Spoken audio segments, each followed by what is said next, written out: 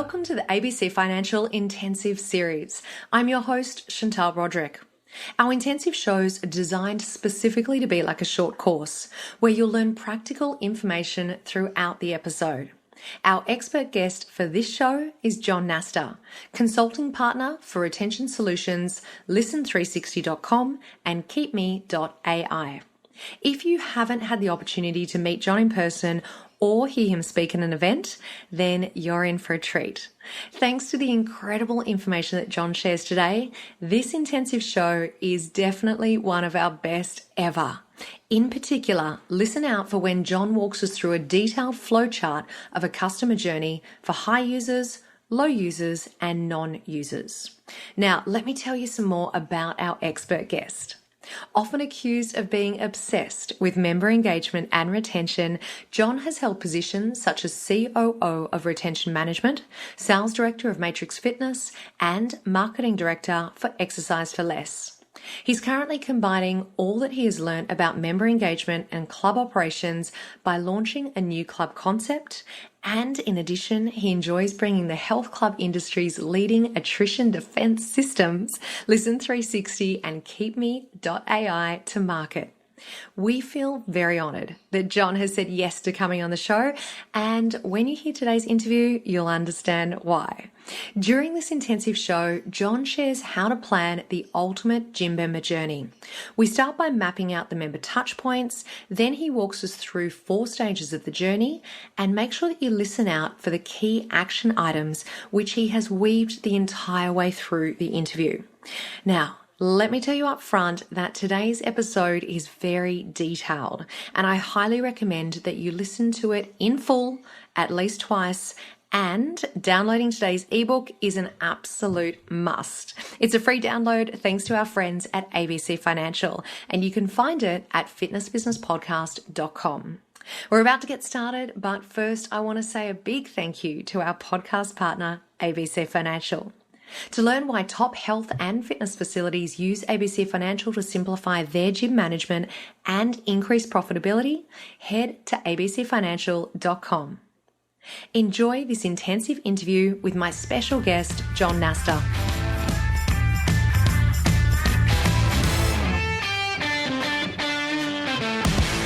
Jon, a very warm welcome. I'm so thrilled that you're joining us on the show today. Oh, thank you, Chantal. It's very nice to be here. Now, today we're talking about how to plan the ultimate gym member journey. So talk us through what the first thing is that we need to know when it comes to planning out our gym member journey. With pleasure. What I'd say to anyone who talks to me on this subject is that two real things you've got to keep in mind all the way through. Keep it simple and never judge the people you're dealing with. None of us know what's going on in everybody's life out there, the people you meet. So as long as you keep those two things in mind, you're always going to be in danger of some success with your member journey. So one of the simplest ways we found over the years to put the member journey into people's minds in a very easy to follow way is to liken it to 4 stages of learning. It's used a lot in behaviour change. And if you're not aware of it, there's 4 stages to learning anything. The first stage is when you're unconsciously incompetent at something. The second stage you move to is being consciously incompetent. The third stage you move to is being consciously competent. And the final stage of learning a new skill or practice is being unconsciously competent. And I'm sure everybody can think of something they've learned in their lives and relate to those stages of learning. Mm-hmm. So if you want to map out the user journey successfully, it's really important to look at your positioning of what we call touch points with each gym user at every stage of the journey. And I think for the purposes of this, if you think about a touch point being any time your brand touches the psyche of the member or prospective member or ex-member, you think about the messages you're giving at each stage of that learning process, you're really going to maximize the chances of being successful with what you're delivering. So for every touch point, just be really, really clear on the messages you're giving to the user and think about how that's going to impact the next stage of their member journey. So, I mean, if we take the industry as a whole, and I think to my mind it's fair to say when it comes to looking after members, We are at stage 2 of the learning stages. We are consciously incompetent. There's massive resources around there, but we haven't quite worked out how to use them yet. We're aware we need to improve our member journeys. I won't bore you with all the stats around member retention and everything, but we all know it's something we should improve on. We all need to make a living out of this industry a lot longer. So we do need to take some steps to improve the member journey. But the great news is there's loads of stuff out there to help us do it. And we are in the right place to get started as well. And I'm sure that a lot of the listeners can relate to that, to wanting to really dive into this in more detail and understand those 4 stages. So you started off by talking about stage 1 being the unconsciously incompetent. And I have to tell you, Jon, I remember learning these 4 stages in a different context many, many years ago, but I'm fascinated to hear how we can relate it back to our member journey. So can you talk us through stage 1? Yep, that's fine. So unconsciously incompetent, I like to think of the members before they've got started on their fitness journey. If it's fair to say, most people originally, they had no idea that one day they'd be joining a gym. So this is the point where, as operators, we need to be clear on how responsible we are for the messages we send out. These messages are subconsciously going to be beginning to form the big picture of what we're all about as an industry, as a culture, as a business. So, like I said, just remember that most people, before they join your gym, they've been going through life completely unaware that 6 months down the line, they're going to be joining a gym and taking steps to change their fitness behaviour.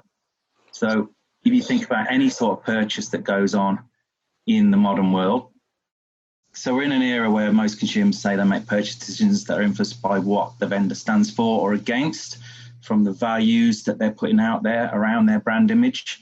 It's not only the quality of the product or service that's important to consumers. So just look at the recent call to boycott Equinox and SoulCycle because of the political activities of their very high profile owner. So a great way of being clear on the messages your organisation is putting out about itself in the creation of these touch points is to create what we call a vision document. And we work with lots of businesses around this. It's a really simple guide for all your staff to read, and it will remind them, if they keep it to hand, of the vision that makes up what we call the soul of the business. So this doesn't have to be super complicated. It might surprise you that we want to keep it simple. So it only needs to be a page long, and there's key areas that you should consider. So the first one you should consider is, what is your organisation's brand promise? For example, at Exercise for Less, we have the promise of making fitness affordable for everyone. At the Workout Bar, we have the promise of happiness in social fitness, community, entertainment and education. So it's something that's very simple and clear for your staff to keep and understand. Second area I would look at, and I think this is a common thread from a lot of your podcasts, is being very clear on what the common purpose of your business is and what the common purpose for the people within it is. At Exercise for Less, this was to have fun and to change the world of fitness. For the Workout Bar, it's to be world-class, innovate, have fun and be memorable. Very simple, powerful statements. The third area you need to put into your vision document is, what are the core values in your organisation? So again, going back to the messages you're putting out to people and how they make people feel. So could this be to genuinely care for staff and customers? Or at Exercise for Less, the strapline we used a lot was to be the people's gym. And here it's very interesting. I would say if you have that strapline, be really clear about what this means for the staff and the customers. When I started working with Exercise for Less, we went into a very big exercise to find out exactly what the people's gym meant. And I can remember very clearly asking the CEO in his office, what does the people's gym mean? And he sat behind his desk and he said, well, it means we're the people's gym. And I said, so what does that mean? And then there was another silence. And he says, it means we're the people's gym.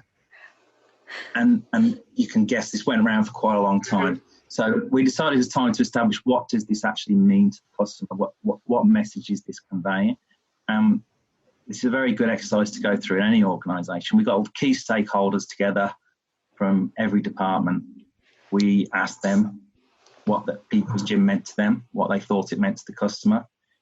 We asked the customers, we asked suppliers, we asked ex-customers, we asked a sample group of people who'd never even joined a gym what they thought it meant, and we analysed all the answers, and we got some fantastic feedback.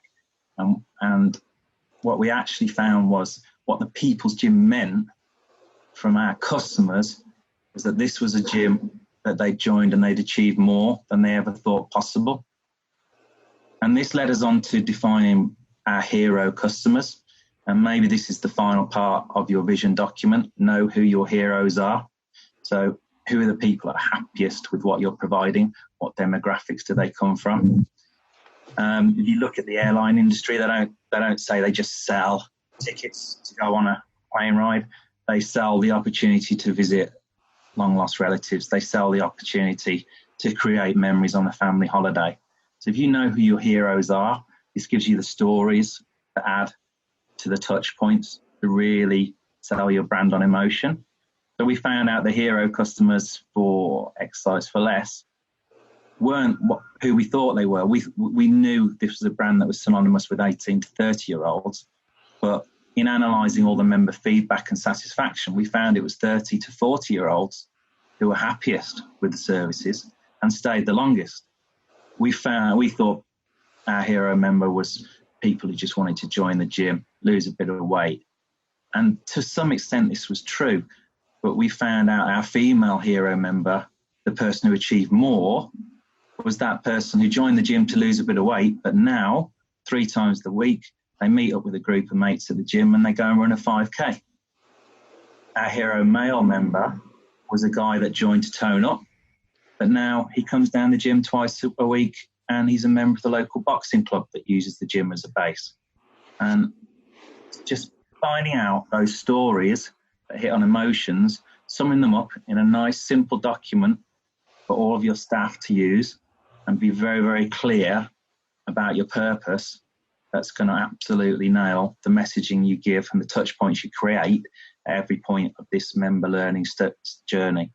One of the best examples of this I've seen in the industry that I love, and everyone who knows me is probably bored of me talking about it, is the Planet of Triumphs and by Planet Fitness.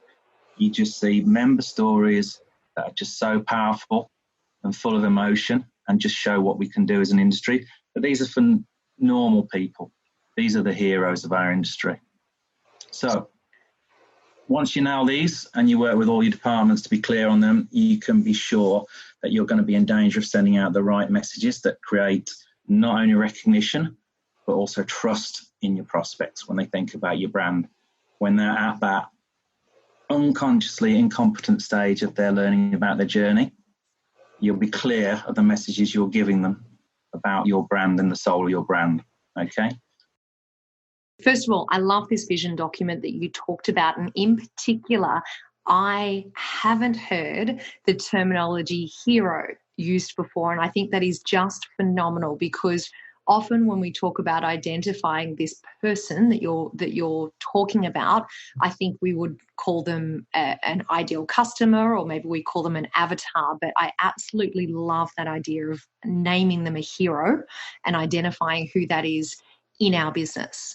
You mentioned that you had in your head who you thought that hero was, who you thought the male looked like, who you thought the female looked like. But then when you actually went through the process of asking everyone, it was quite different to what you originally thought.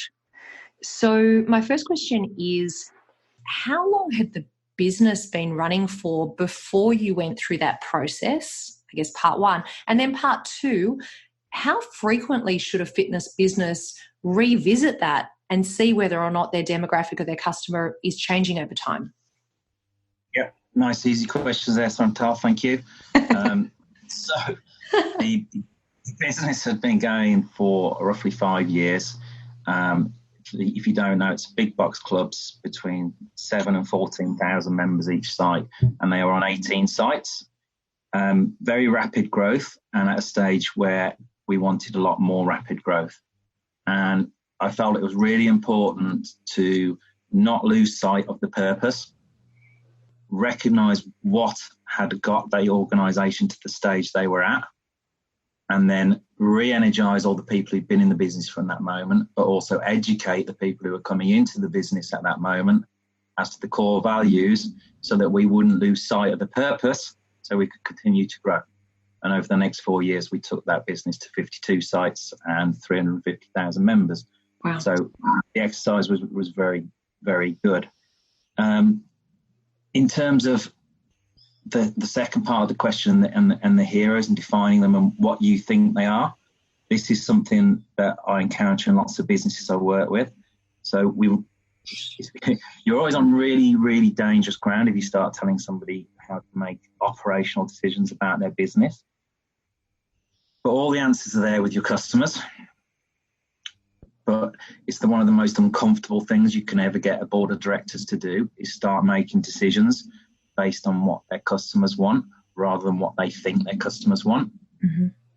So the only way to do that is to look at all your customer feedback, analyse it, look for key themes that are coming up time and time again, and then you'll see what your customers talk about rather than what you talk about. Very often, they are the same things, but very often there's something that we're not seeing, and there's some very quick, easy wins that you can make by knowing what your customers are looking for. How often should the business do it? There's a lot of tools out there which can automatically give you customer feedback and analyse it for you. Once you've got the decision makers at board level on board with looking at what customers want, they will look at this information every single day. It's the start of their day. You can break it down. So it's a single site. It's quite simple. If you've got multi-level sites, you can break it down across your individual sites, regions, across the country as a whole. And it will vary from site to site as the demographics change with what you're delivering. But as to how often you should do it, as often as you possibly can. Things change. And if you can see the trends, then you're going to be one step ahead. So I would encourage you to put some tools in place so you can see exactly what's happening in the organisation as it happens. I've got one more question before we move on, which relates to that feedback piece. So I know that you mentioned, obviously, there are great tools out there where you can collect member feedback and what's happening in that department. Earlier on, though, when you were talking about a big picture view, I remember you mentioned collecting feedback from your team, like your staff members, customers, the stakeholders in the business. You talked about collecting insights and information from people that were previous members, who weren't members of the community. So there's all these different people that you're collating information for. Yeah. In my head, I'm thinking that is awesome, but how do we bring all of that together into some type of a resource that is usable in our business? Can you give us any insights into how you actually managed that process? Yeah, I mean, initially, we used an agency that specialises in that side of things that we've worked with many times. But we also used Listen360 as a platform for staff surveys, member surveys, ex-member surveys. And we also, at that stage, you're very, very hands-on. We sat down with all the key stakeholders and we interviewed them face-to-face as well. So, Jon, we've started off by identifying that vision document that you talked about and obviously having a look at the hero within our business. But there's another step to this first stage. What is that next step? Yes, we're talking about the C word, and that's clearly the community. So it's something that I think, again, our industry is definitely at stage 2 with, is how we look after our communities. And I'd say to ask yourself, is your organisation genuinely making itself part of the community, or are you only representing the community within the walls of your club? And there's we all know, those of us that go out and visit loads and loads of clubs, day in, week in, month out, there's a lot of them that talk a good C word, but the actions don't really match up to it. And it's not difficult for us to open our doors for local schools, local charities. Look at the downtimes in your clubs and let them be filled by inviting local institutions to make use of your facilities. It's just a really simple starting point. Again, something we did, an exercise, the exercise for less, which this was very driven by the CEO, who really likes to put things back into the community. He'd seen a big gap in the provision of activities for families with kids, particularly aged 3 to 5. Those of us with kids know there's loads for you to do with them when they're toddlers, and there's loads for you to do with them once they start school. But in that 3 to 5 year old age bracket, there's not a lot to do. So we created some classes for kids aged 3 to 5 that we put on in clubs 4 times a week, and we made this free to attend, whether you're a member or not. The only caveat was that the parent or carer had to take part in the class along with the child. So the whole idea was to encourage families to be active together. What we found was when we launched it, when we launched it, we were about 40 clubs, and the local press from every location, they were happy to come along, try out the class. They all carried stories about it. They all told local communities what a great idea it was, and it's free. And it really did a massive amount for our standing in the community. So that's incredible. Putting something back that was very, very simple, and it paid back so quickly. And it makes your staff feel very good about what they're delivering as well. Yeah, that is such a incredible initiative to hear about. I love hearing stories like that. In fact, I don't know if you're aware of this website, but there's a fabulous website called gymtopia.org, which brings together, you know it? Yeah. We helped Ray set it up. Oh, there you go. I was his first sponsor. Oh, well, phenomenal. So I have to tell you, every time I present, I always tell people about gymtopia.org, because it is this fabulous website that brings together amazing community stories from all over the world about how different fitness facilities, different fitness centres are helping their community. And sometimes it's on a local scale and sometimes it's on an international scale. So for all of you out there that haven't yet discovered gymtopia.org, I really want to encourage you to jump on and have a look, because the story that Jon just shared is a great example of a community-based initiative.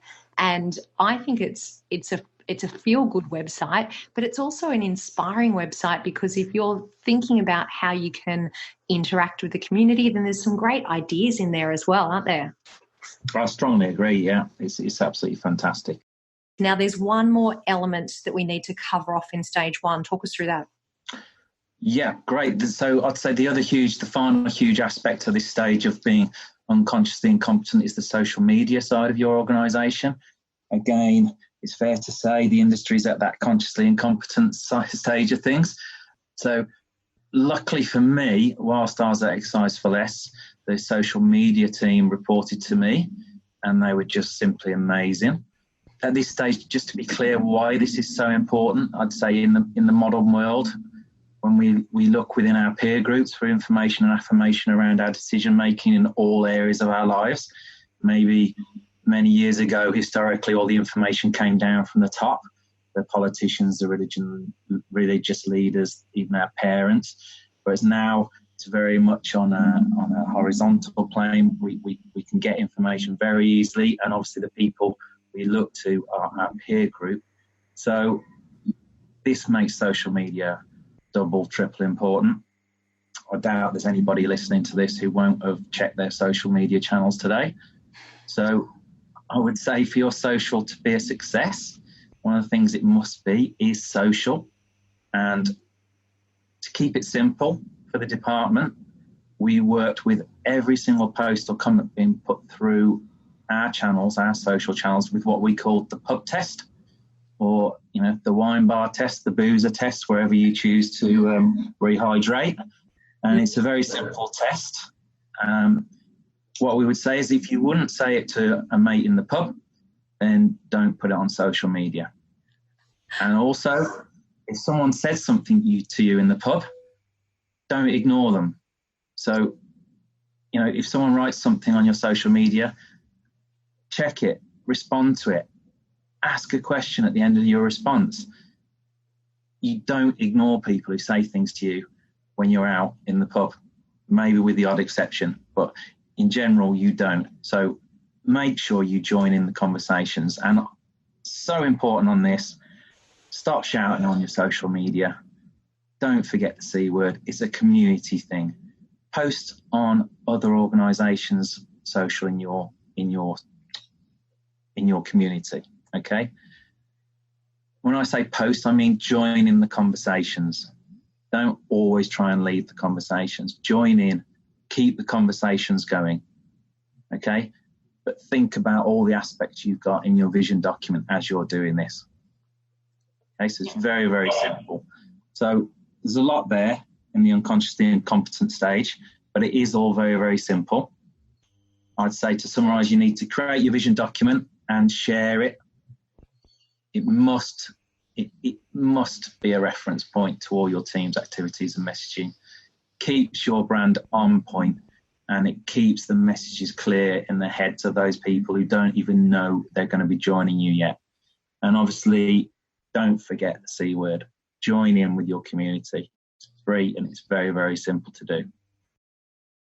What a phenomenal stage 1. Wow. So we're going to move now on to stage 2 and 3, which is consciously incompetent through to consciously competent. Okay. Where do we get started with these stages, Jon?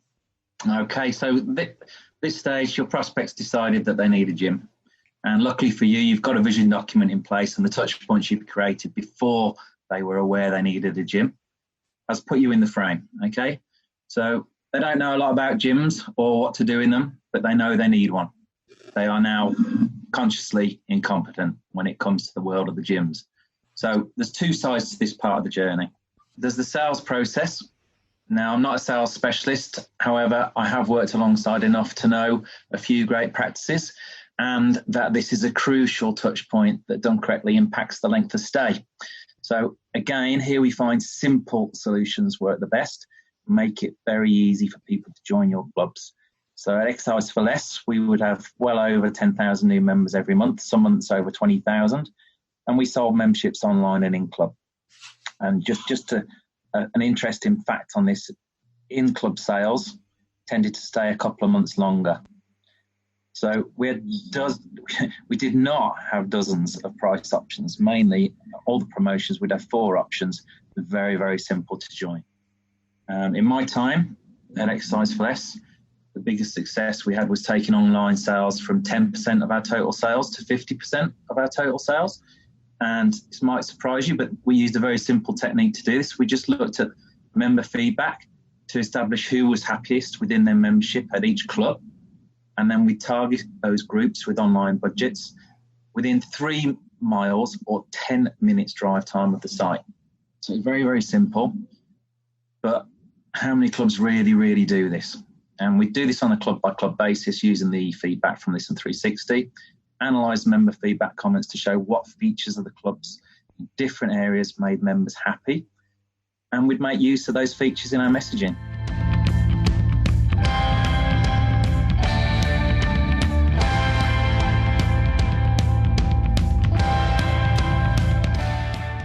Hi everyone, a quick behind the scenes of the interview. Jon told me about a lesson that he had learned after hearing a presentation from well-known fitness entrepreneurs Victor and Lynn Brick. It is such a great reminder of what it's like to be in our customer shoes that I asked him to share it with us here today. Take a listen. Yeah, I mean, this goes back to not being, don't judge people. You don't know what's going on in their lives. And I saw the Bricks at FIBO USA. Mm-hmm. And one part of their talk would just really hit home with me. And they said that they have an acronym called a KISS that they put to all their staff. So everybody's very, very clear about what people are experiencing when they're deciding that they've gone from being unconsciously incompetent and consciously incompetent, that they want to join a gym. So they say that everybody walking up to your gym has this physique anxiety. It's a fear of what they look like. And don't forget that, most of the population are not beautiful people and fitness freaks, okay? And they're walking into an environment that they associate with people with beautiful physiques. So they've got a real fear of what they look like. And that really started to hit home with me. And then they started to say, look, they're walking into your gym and they've got this fear of feeling like a klutz. So that's a fear of looking uncoordinated or foolish whilst they're doing something they're not used to doing. And I thought, yeah, I can relate to that. Then they said people have a fear of isolation. So that they're entering a new community, they don't know anybody. You see people in your clubs like this all the time. And this leads on to this fear of feeling stupid.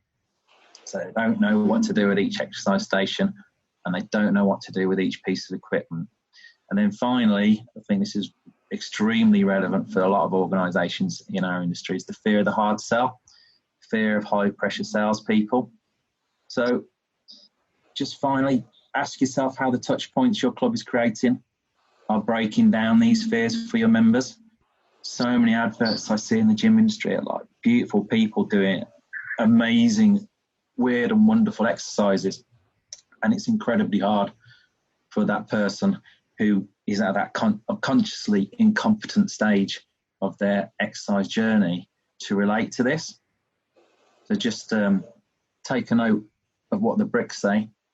I think they've been relatively successful in what they do. I think you're right.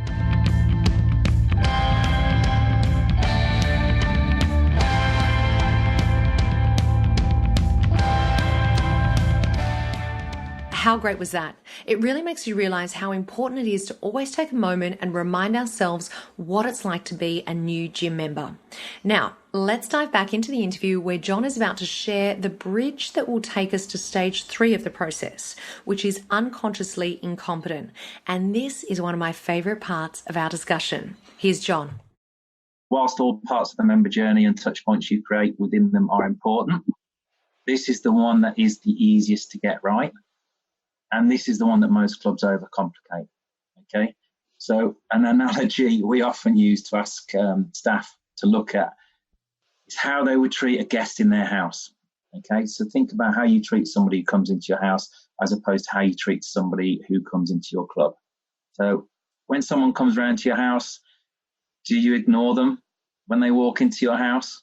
Okay, if it's their first time in your house, do you make sure they're comfortable and let them know where everything is? Or do you just leave them to wander around? If you've got another friend at your house, would you introduce your other friend to your new friend? And the big one for me is very often when you've had a friend round or you've met up with some friends and you're leaving, do you arrange to see them again? And very often, do you even agree on when you're going to see them again or what you might be doing? Do you thank them for taking the time to come in and see you? Okay, so it gets me. So many operators let their guests walk into their clubs, wander around without a clue what's going on, let alone without a hello and a smile. Okay, so think about your club as your house. Think about the way you treat your friends in your house, and think about the way you treat your friends in your clubs. It's a very quick and easy way to get your staff thinking about what they're actually doing in creating the touch points within the walls of your club. Okay, so now you've got a bit of a flow chart to step us through this. Do you want to talk us through that? Yeah, that'll be my pleasure. So again, in terms of keeping it simple, we've made a flow chart of the basics that you can put in place very, very simply to make sure your members do not fall through the gaps, whether they're new or existing members, of touch point creation within the walls of your clubs. Okay, so again, we want to keep it simple, so we split your members into 2 groups, new and existing, and then further split these into 3 groups for each category. We've got high users, low users, and non-users. We define a high user as somebody who's visiting 3 or more times a week, a low user 1 or 2 times a week, and obviously a non-user is not attending. So if we look first at what we're going to do or suggest you should do with your new members. Okay, so this is somebody at that stage of being consciously incompetent, ready and raring to make themselves consciously competent in their gym life. Okay, so week 1 of their membership, we would make sure, or we suggest you make sure they're booked in for their induction within 3 days of joining club, okay?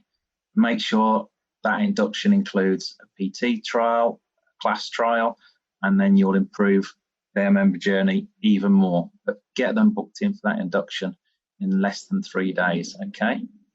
If the induction is not done in 3 days, the member's going to need a call from the PT to make sure they are booked in and make sure they're ready to go and more comfortable in using your gym's facilities.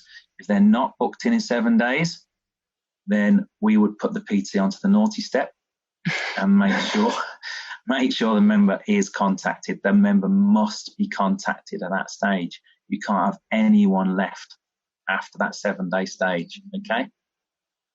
So then, this is where we come into the high, low and non-usage when we move on to week 2. If your new members had 3 or more visits, send them a message saying, well done, congratulations, okay? Include in that message some tips on how to establish consistent visits, how to make exercise part of their lifestyle. Could be just like diarising your visits to the gym as you would a meeting. And I'm sure we all know what sort of messages to put there, but make sure you do it and make sure somebody gets a pat on the back. It's a big effort, it's a big change of behaviour, okay? If they've fallen into the category of low users, 1 or 2 visits, send them a supportive message. Again, well done. Don't reference the visits, well done, but we'd like to see you a bit more. And there's hundreds of different ways you can phrase it to keep it fresh. But again, keep the tips about how to make their visits consistent. If they've not been in, send them that let's get started message, again with the tips on how to make exercise consistent, okay? So you're making sure nobody falls through the gaps. People are coming in, get a pat on the back. People that are coming in a little bit, getting a little bit of an arm around the shoulder. And people that haven't plucked up the courage to come in are getting a big cuddle, okay? Moving on to week 3, again, high, low and non-users. Keep that high user really motivated. Another congratulatory message, pat on the back. The low user, again, supportive messages. Lots of tips about how to make exercise part of your daily, weekly routine. The non-user, at week 3, you need to, if they've still not been in, you might need to do something a little bit different. Make sure they're being spoken to. A great thing to do here is give them a guest pass, bring a friend in, make it less intimidating. Give them a free PT session. Really make sure they get that arm around the shoulder and walk them into your facility. Make sure they're comfortable. Again, week 4, same things. You're setting the scene here. Your members used to receiving a message to you. They're used to getting some reference to their level of visits, although you're not saying, well done, John, you've been in 5 times, or well done, Chantal, you've been in 3 times. You're just saying, great, the efforts you're making are going to improve your lifestyle. Here's how to keep it up. Great, good job, but we'd love to see a bit more. You can get more out of yourself, or hey, you've not been in. We really, we want to make your gym membership a success. Bring your friends in with you. Have a session on us. Try this class. We'll meet you in the class. We'll do the class with you. So you're establishing touch points with your member. You're getting them used to receiving messages from you that are supportive and not just trying to sell them things. Okay? It's very important on that journey. Week 5, same things. Keep things going. Same for week 6. Very important here that you get calls from the club if your new member's not been in within 4 weeks. Don't fall into the trap of leaving them as a sleeping member, okay? I recommend at week 4, you run what we would call a recovery report. Every member who's not been in 4 weeks gets a call from the club. Now, they're used to receiving messages from the club. You've been sending them messages every week. They've still not been in. Pick up the phone, make sure you speak to them. A lot of clubs, you'll find there's people in the clubs that don't like doing this, but you will also find there's one person in every club that absolutely loves it. Mm-hmm. That person. So let them do these calls. They will be good at them. Don't force people to do the calls that they're not good at, okay? Keep this going. the high, low and non-user messages over an 8-week period, and then you'll help people set their behavior patterns, okay? Very important at the end of that new member journey, send them a survey. Once they've had it, I say leave it 8 weeks to send them a customer feedback survey. And the reason I say that is because it's important that they form an opinion of what you're offering within your club, so you begin to get some valuable feedback from them. You ask them straight away, you won't get a lot of feedback that you can make decisions with, okay? So after 8 weeks, they've formed an opinion of the services you're offering. You'll begin to see what sort of visit pattern they're getting, and you'll really have some valuable information that you can make decisions with. A good exercise to go through is just talk to a few of your new members about how they felt before joining your gym, and it will really bring it home to you that it is still an intimidating place for a lot of people. So don't take half measures with your inductions, but do keep it simple. Do not add to the pressures new members already feel under. And the best way of doing this is just to think of it as welcoming a guest to your house. Feel free to use the guide to the basic touch points you should create and when to use them. You can use that guide for your existing members once you've been through the 8-week new member journey. Just create the touch points every fortnight rather than every week based on their high, low or non-usage. We have covered off the first 3 stages. We're now up to stage 4, which is unconsciously competent. So talk us through this stage. Okay, with pleasure. This for me is the magic part. So you've got your regular members. Now you can see which your regular members are, because I think very often these are the guys that if you kick them when they walk through the doors, these are the ones that probably walk back in tomorrow and ask you to kick them harder. Okay. So you know the people in your club that do act like that. So if we were going to define these members or look for these members within clubs we work with, you're looking for members with consistent attendance patterns, members that have given you a positive review on Google reviews, members who have referred a friend, okay? So these are members that you can safely say are unconsciously competent in their fitness journey within their gyms, okay? So use those rules and you'll find out who they are. At Exercise for Less, we would add in another category, and that was people who got a very strong social media following. And our genius social media team came up with the idea of finding out who the 300 strongest members of each club were. And they used this test, and they called these guys our Spartans. And they defined who our hero unconsciously competent members were for every single club, okay? And whilst we treated all members equally, these members were treated a little bit more equally than others. So the idea was that you could energize these people and then use them to really start touching those prospects who are at the unconsciously incompetent stage of their learning, okay? So the guys on social media were using, if we had competitions, they'd say, okay, guys, we've got a competition coming up next week. Whatever you do, don't tell anyone.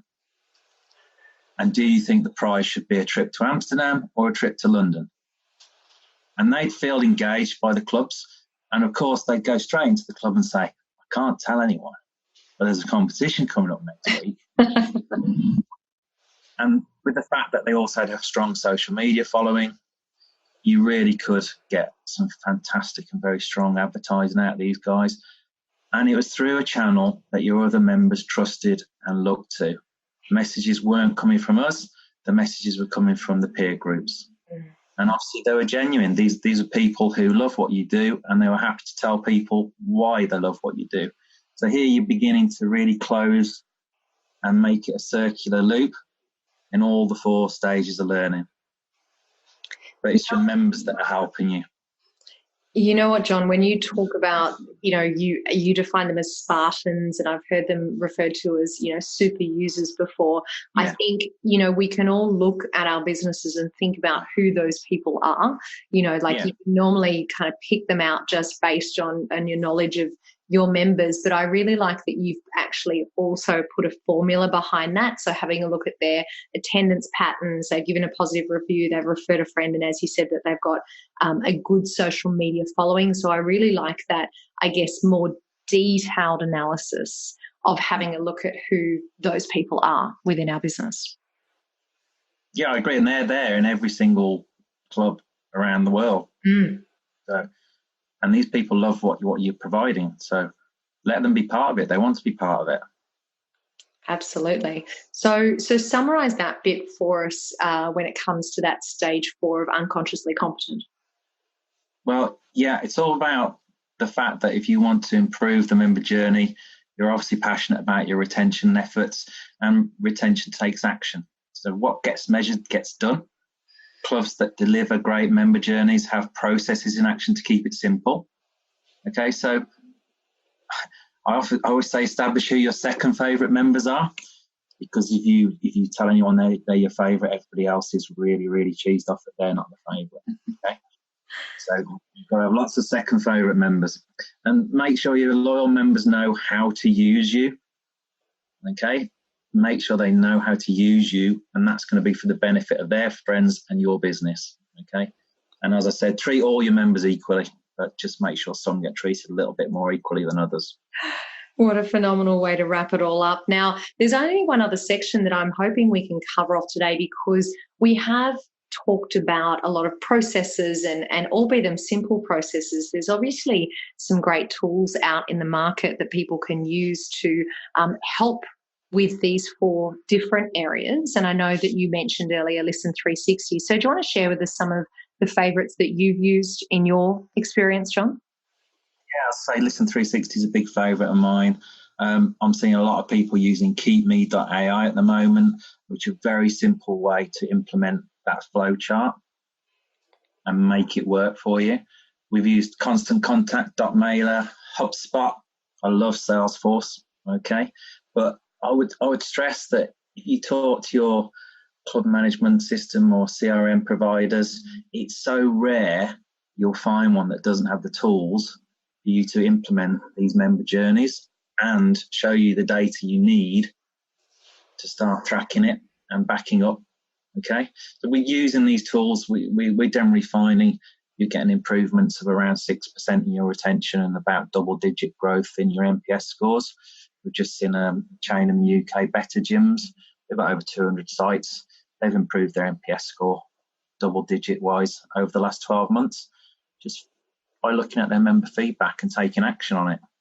So it's not difficult. The tools are there for you to use. You just got to make sure you do it. Make sure you take some action. Okay. So talking about actions, leave us with your final takeaways for today, Jon. Yeah. Number 1, keep it simple. Be honest and establish which stage of learning your organisation is at in delivering a member journey. That is a 10 out of 10. Create that vision document. Be clear on what your purpose is, not only what you stand for, but also what you stand against. Make sure you know what your members like about your services, and make sure you know which demographic your happiest members are from. Join in social conversations. Don't just shout at people. Join in, ask questions, post on other people's social media channels. Take the C word very, very seriously. Community is an easy and big win. Remember, you don't know what's going on with anyone in their life. You don't know what's going on in their mind or their life. So you've got to respect that. And you've got to respect that the gym's not often a friendly place for new members. And you can do a lot to change that. Treat your members like a guest in your house. This is one, the biggest question that is rarely asked is, when will we see you again? And remember to arrange that next time you'll see people again. So energize your Spartans, find out who your heroes are, and make it easy for them to help you. And just remember that if your members are used to your touch points being relevant and created consistently, then they're always happy to hear from you.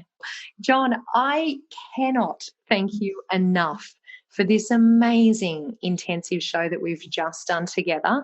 I just feel like there was absolute gold at every turn of the journey. Lots of fantastic actionable items that all of the FBP family can take away. So thank you for joining us on the Fitness Business Podcast. Oh, thank you very much for the opportunity, and I'll look forward to the feedback. Another huge thank you to Jon, and a reminder that in addition to the podcast, you can also download an ebook of today's intensive show. Just go to fitnessbusinesspodcast.com, click on the tab at the top of the page called Intensive, then scroll down and press the button that says Access the ebook of this interview. It is that easy. Thank you all so much for joining me for this special edition of the ABC Financial Intensive shows. To learn why top health and fitness facilities use ABC Financial to simplify their gym management and increase profitability, go to abcfinancial.com. Now, don't forget that we have a huge library of intensive courses on sales, financial management, how to start your own YouTube channel, video essentials, how to start your online personal training business, onboarding a new employee, and building a retention plan. You can find all of those over at fitnessbusinesspodcast.com. I would love to hear what you thought of this latest show. You can email me at any time at chantal@fitnessbusinesspodcast.com. Until next time, what you leave behind is not what's engraved in stone monuments, but what is woven into the lives of others.